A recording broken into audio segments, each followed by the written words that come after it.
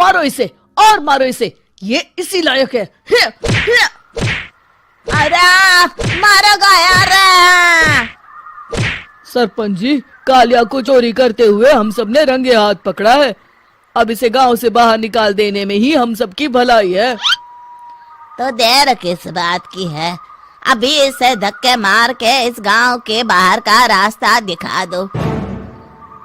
अरे सरपंच ऐसा मत करिए, मुझे एक मौका और दीजिए, मैं दोबारा कभी चोरी नहीं करूंगा।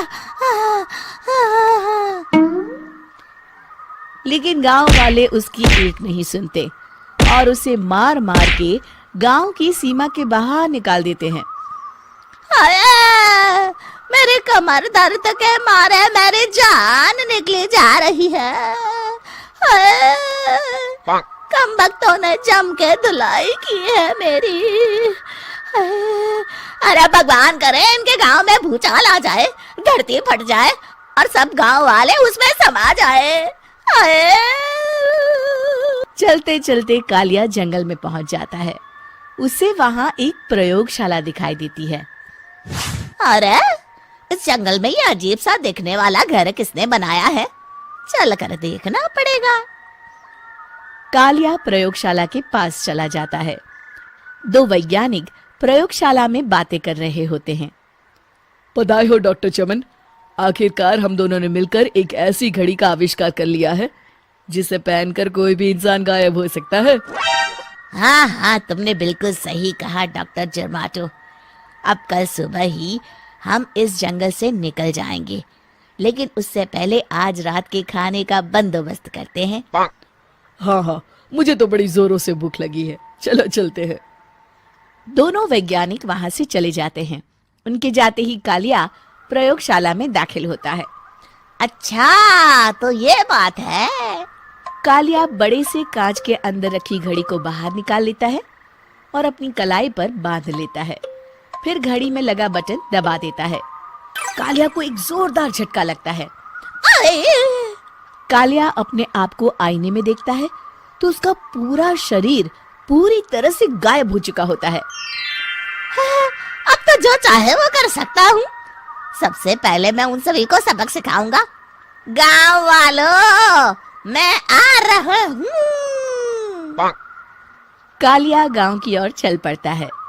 थोड़ी देर के बाद दोनों वैज्ञानिक वहां आते हैं। अरे ये क्या, लगता है कोई हमारी घड़ी चुरा कर ले गया है। ये देखो पैरों के निशान। अब क्या होगा, अगर वो घड़ी किसी गलत हाथों में पड़ गई तो अनर्थ हो जाएगा। तुम चिंता मत करो, हमारी घड़ी में जो बैटरी लगी है ना, वो सिर्फ 24 घंटे चलेगी। उसके बाद वो घड़ी काम करना बंद कर देगी। उधर दूसरी तरफ गांव में सरपंच अपने घर में सो रहा होता है। तभी एक आहट से उसकी नींद खुल जाती है। अरे कौन है वहाँ? बड़े मजे से सो रहा है, आज मैं तुझे नहीं छोड़ूंगा। कालिया पास में पड़ा डंडा उठाकर सरपंच की पिटाई शुरू कर देता है। ये ले, ये ले, इसी लायक है, ले। आप मर गए। अरे ये क्या हो रहा है? अरे कोई बचाओ मुझे, मेरे घर में भूत आ गया है। सही कहा, मैं भूत ही तो हूँ, ये ले। अरे भूत जी, मैंने आपका क्या बिगाड़ा है, मुझे छोड़ दीजिए। आपको क्या चाहिए? तेरे घर में जितना भी पैसा है ना, मुझे ला कर दे दे, तब मैं तुझे छोड़ दूंगा और यहाँ से चला जाऊंगा। सरपंच अपनी तिजोरी से पैसे निकालकर एक बड़े कपड़े में बांधकर जमीन पर रख देता है और कालिया वो सारा पैसा लेकर वहां से चला जाता है। दूसरी तरफ जमींदार गांव के चौराहे पर खड़ा कुछ लोगों से बात कर रहा होता है। इस कमीने जमींदार ने भी मुझे बहुत पीटा था, इससे भी बदला लेना तो बनता है। हाँ? जमींदार अचानक अपने आप को चांटे मारने लगता है। अरे भाई ये क्या हो रहा है? जमींदार साहब अब ठीक तो है ना? अरे मुझे नहीं पता भाई।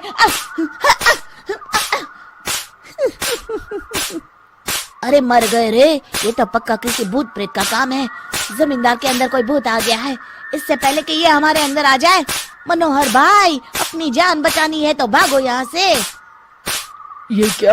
अरे बाप रे बाप, मुझे तो भूतों से बड़ा डर लगता है, मैं तो चला यहाँ से। अगली सुबह इस घटना से पूरे गांव में दहशत फैल जाती है। सभी गांव वाले आपस में बात करने लगते हैं। अरे भाई, पता नहीं कहाँ से हमारे गांव में एक भूत आ गया है।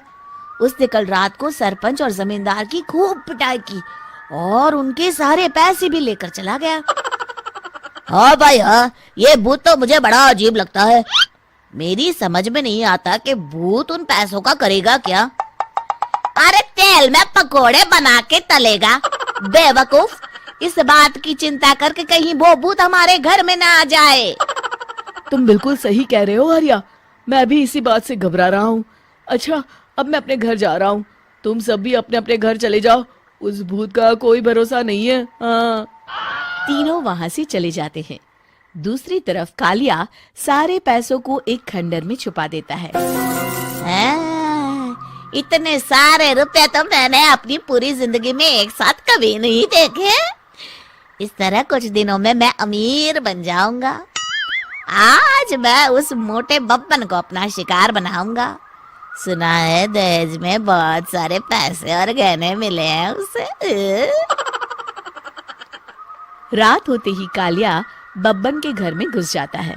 हाँ, मिल गई तिजोरी।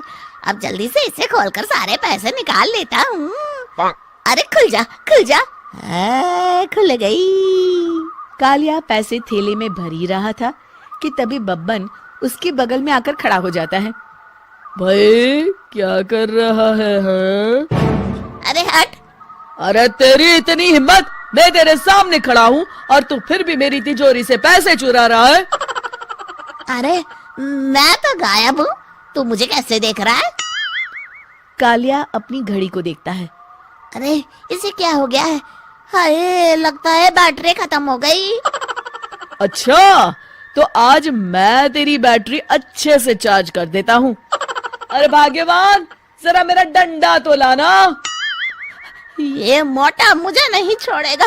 अरे भागो। कालिया भागकर घर के बाहर जाता है। बाहर सभी गांव वाले हाथ में डंडा लिए खड़े होते हैं। अच्छा, तो तू वो भूत है? मुझे माफ कर दीजिए सरपंच जी, मैं आपके और जमींदार जी के सारे पैसे लौटा दूंगा और आज ही हमेशा के लिए ये गांव छोड़कर चला जाऊंगा। शिक्षा: बुराई ज्यादा दिन की मेहमान नहीं होती, एक दिन उसका अंत हो ही जाता है।